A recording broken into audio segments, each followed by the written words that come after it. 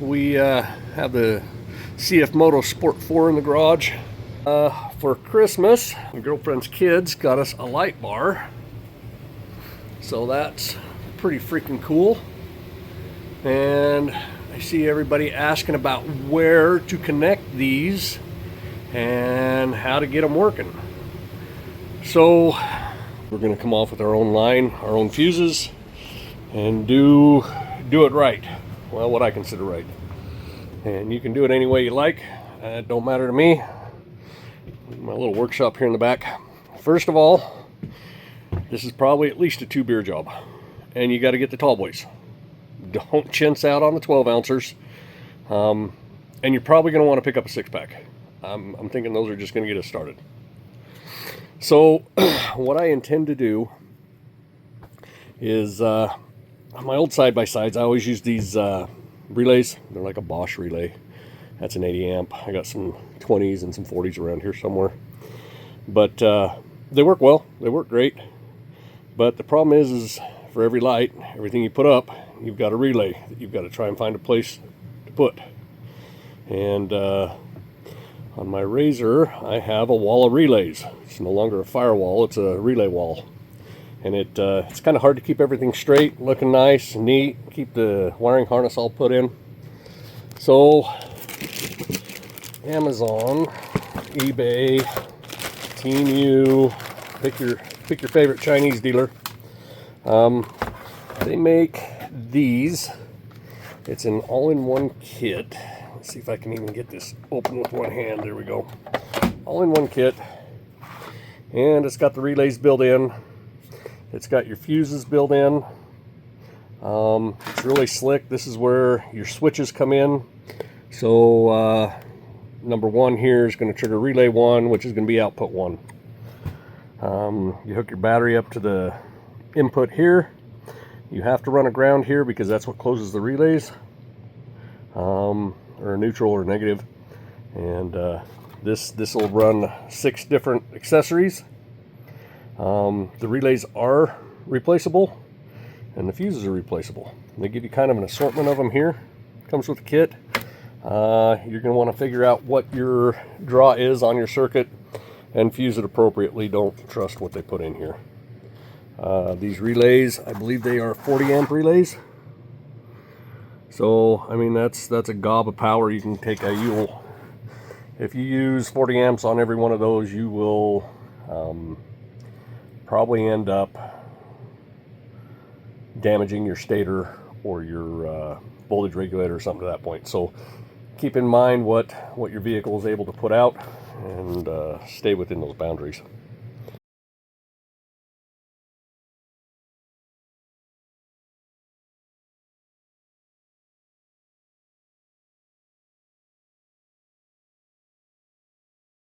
They make these that come out and they have their own little touchpad, and it's pretty little. I mean, you can mount them just about anywhere.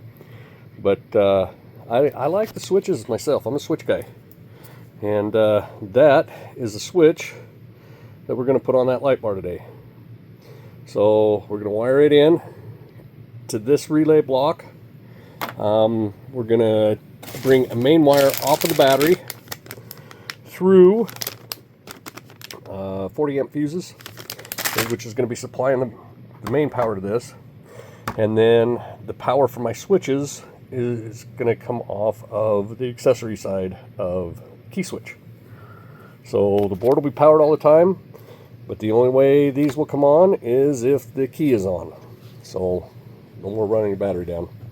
I think we're ready to get started. So the first thing I want to do is get this mounted so we know how much wire we're going to need to run from the battery to this. So let's get going. Okay, you're going to kind of have to bear with me here. I got a single car garage and it is tight in here. So anyway, what we're going to do is we're going to take and mount that right up underneath the dash here, right there in that spot. Just trying to run stuff by yourself is ridiculous. All right. So we got our Chinese Zforce. I'm gonna keep it real with some Chinese screws and a Chinese relay. So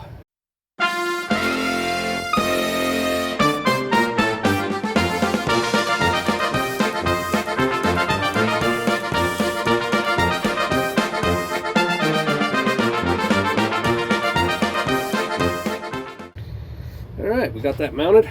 So now what we need to do is run our wire. We've got to run a positive wire from here back along this door frame. Hopefully we can get back in there, back here, and connect it to the battery right here. So I've already got a couple things wired here. We're going to ignore them for now. That's all going to be changed out eventually. But we need to attach positive here and a negative over here. So let's get on it. Okay, I'm back here in the workshop. So I did not order a ground bar for this. You can get them off your favorite Chinese distributor, eBay, Amazon, Temu, whatever. But I happen to have this one already. It's for an electrical panel for a house. And it probably costs 3 or 4 times as much what the Chinese brand's going to cost you. This one's UL listed and all sorts of stuff for electrical. Yeah, but you know what, it's going to work fine in that buggy. I've got it on hand, already paid for it once, so we're going to utilize it. So we're going to run the ground from the battery to this bar, negative from the battery to this bar, and then we'll run a positive from the battery to the positive point on that relay. So the reason I like doing that is if you're just taking your accessories and tying them to the frame, we're capable of drawing over 100 amps. I mean, well over 100 amps off that battery through this relay board. And if you're just tying your negative to any ground you can find on the chassis, chances of you overloading that negative side that you're just tying into willy-nilly is pretty good. If you're bringing power out of the battery, you need to provide a path back to the battery, and that's what this is for. So let's get going on this.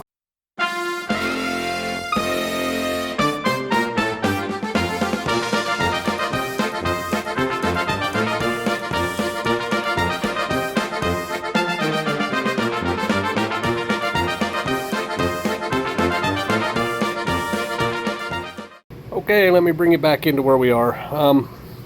So I'm trying to get it down through the bottom of this, back here to the battery, and trying to remove this piece here, this bottom quarter panel, rocker panel. A couple of screws here and here. Anyways, the one that got me was just inside the door. There's one that comes in this way. Just grab a hold of your seat, pull it, grab a hold of your seat, pull it up, and then you can get into this one. I cannot get this all the way out of the way. Yeah, I can't get it out of the way because it looks like there might be a couple of screws up in here holding it in. So I would have to take this whole fender off, and it's just one piece piled on top of another, on top of another, on top of another. So I did pull my fender off. I've got it over there, hoping that maybe I could get into it, but there's something up in there holding it. But that's okay, because what I've got, now that I've got this opened up, I can get in there and run my wires all the way up in there, and I can tie them off to that tubing. This back here, I've got a long piece of fish wire, and I'm pretty sure I can get it right back in this pocket here, and I can bring it out up in here in that hole right there. That is the plan anyways. So I'm gonna go fishing. I'll leave you guys out here. I don't know how much of it you're gonna see, but Any cuss words or anything like that that you hear, well, I don't know what to tell you, you're in a shop.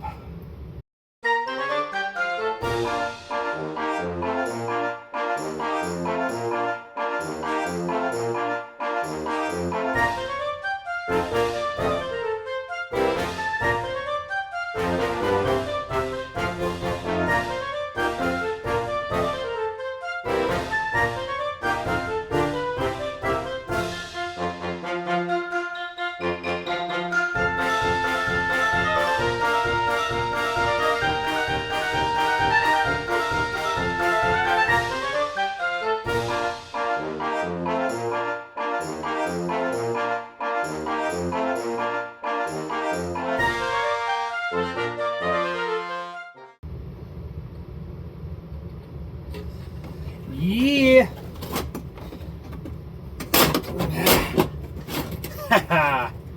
Alright, well, there it is. I hope y'all could see that.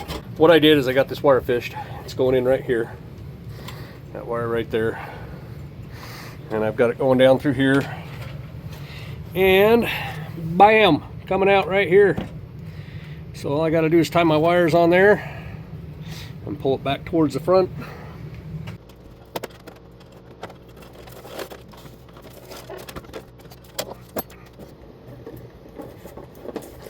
God, I hope they're not too short.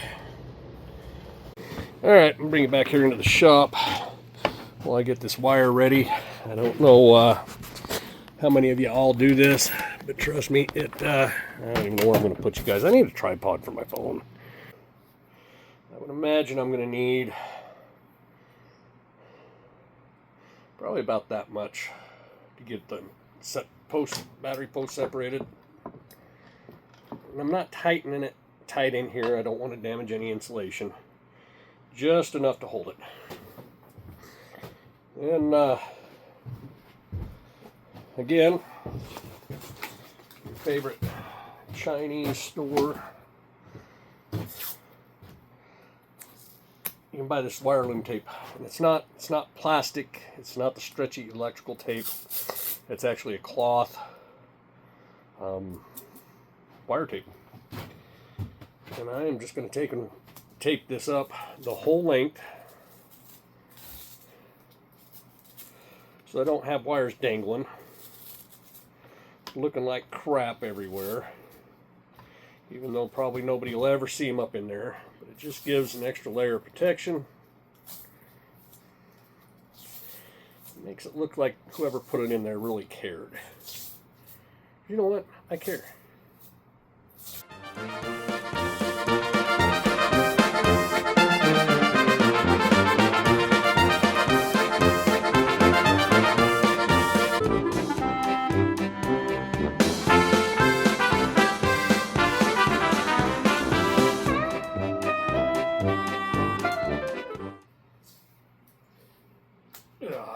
Alright, there we go. Huh? Like it? It sure makes for a better looking install. It's not plastic. It doesn't hold the water. If it does get wet, it can dry out because it's cloth. And it doesn't look like some high school kid installed your stereo. Alright. Try this one more time. I don't know what kind of camera angle you got there, but that's the one you're gonna get.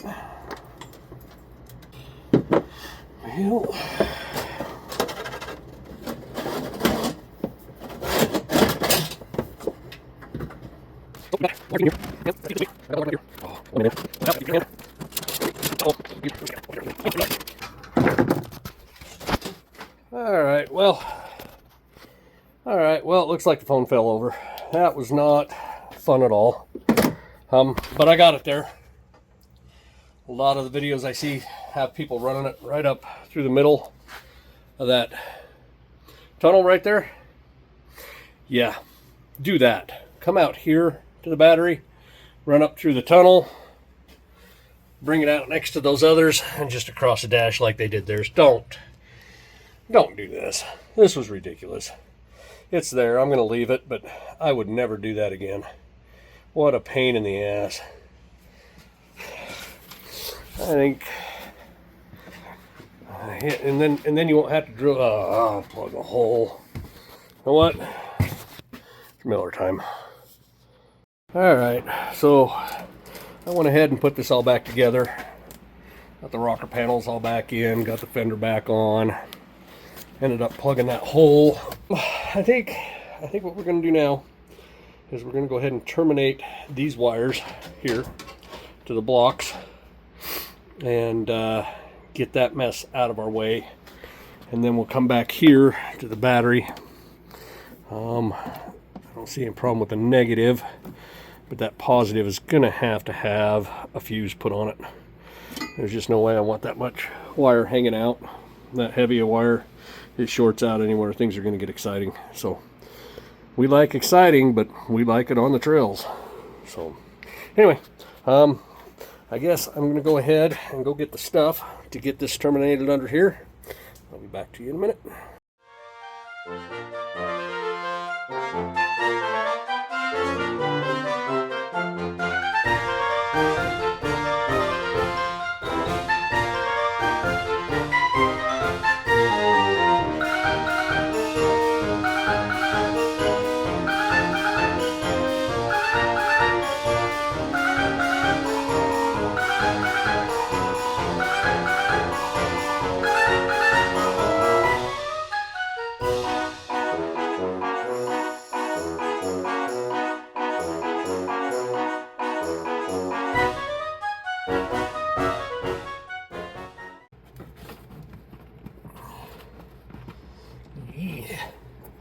All right. So, all right. Well, we got that all hooked up now. So we should have good power up to here. So we're going to need to get a neutral or 24 negative coming from here over to here. Well, here we go. I got my wires landed, brought the neutral over and plugged it in. All right, well, we got her all tied in and ran down. The best I could do with that hole. That's gonna drive me nuts. I don't know. Like I said, there was nowhere else to put it underneath here. It's kind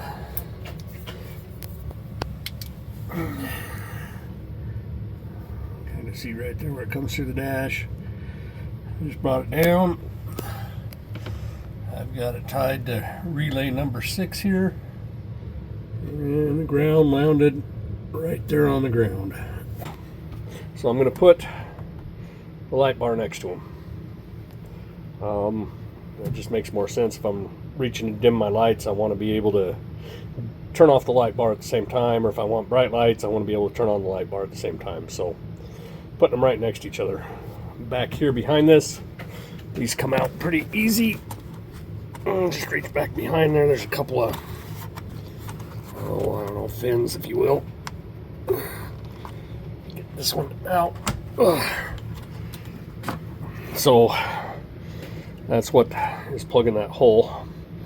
And they've just got these, you have to reach in, push those down. So these switches,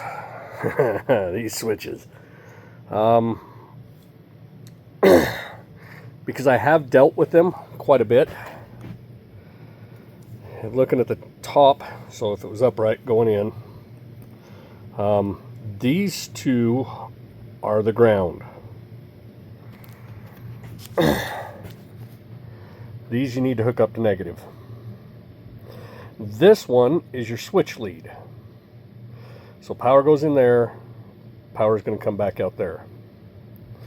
When you do that and you turn this on, it will illuminate, in this case the Sasquatch, but rather it's another light or whatever, it lets you know that this light's on and illuminates it. You turn it off, that'll go back out. Now there's another backlight here that's dimmer, and that is this one right here. Okay, things has been happening since I last talked to you. I had the backlight the power, everything already into this switch. So I just went in and tied into it. So again, blue is your dash lights, backlights, green is the ground, orange is keyed power from the ignition, and yellow, I use yellow, and it's right here. Then it's going to go down here and tie in to number 6 here. And then this extra orange red one is still keyed power. I'm going to go ahead and tie that yellow wire into number 6 under here. Clean that up a little bit. I'm going to install the switch in the dash. All right, back at you. I've got the switch all wired up. Green, keyed power. That one goes to the relay trigger and backlights. So I'm going to stick that up here. Push him in. Yeah. So light bar, low beam, high beam, headlights on, headlights off. Under here, that's where I've got that yellow trigger wire coming from the squatch switch. I'll put the cover back on it. I mean, it doesn't make for a bad install. It's all cleaned up. See a few wires there, but it's not like a disaster. So let's try it out. Turn the key on. There's the back lights. There's headlights. That's low beam. High beam. Turn those off. Oh.